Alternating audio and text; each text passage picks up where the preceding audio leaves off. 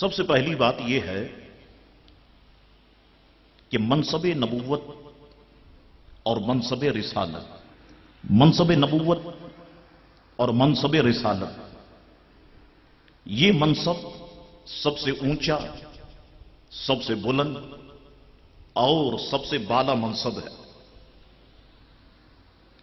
اللہ تبارک و تعالی نے اس منصب کے لیے اپنے خاص الخاص بندوں کو منتخب فرمایا، اور اللہ تبارک و تعالی نے انہیں نبوت اور رسالت عطا فرمائی۔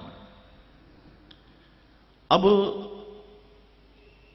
انبیاء و مرسلین کے بارے میں ایک مسلمان کا عقیدہ کیا ہونا چاہیے، اس کے عقائد کیا ہونے چاہیے، ذرا اس کو آپ سنتے چلیں۔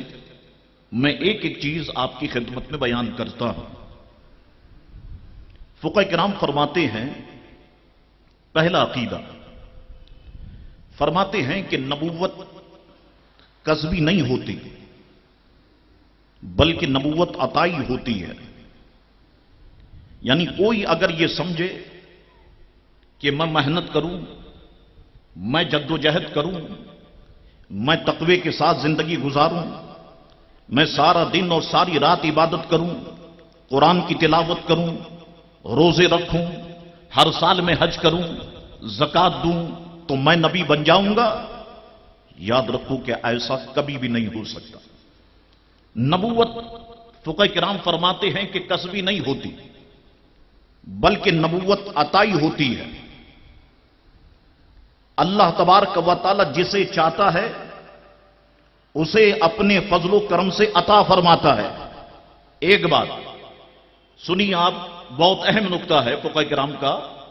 فرماتے ہیں کہ جسے چاہتا ہے اپنی عطا سے اسے عطا فرماتا ہے، اپنے فضل سے اسے دیتا ہے۔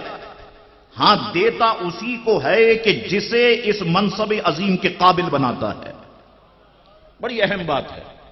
نبوت عطائی ہے، اللہ کی عطا فرمانے سے ہے، اللہ تعالیٰ اپنے فضل سے دیتا ہے، مگر دیتا اسی کو ہے کہ جسے اس منصب عظیم کے قابل بناتا ہے۔ ایک عقیدہ۔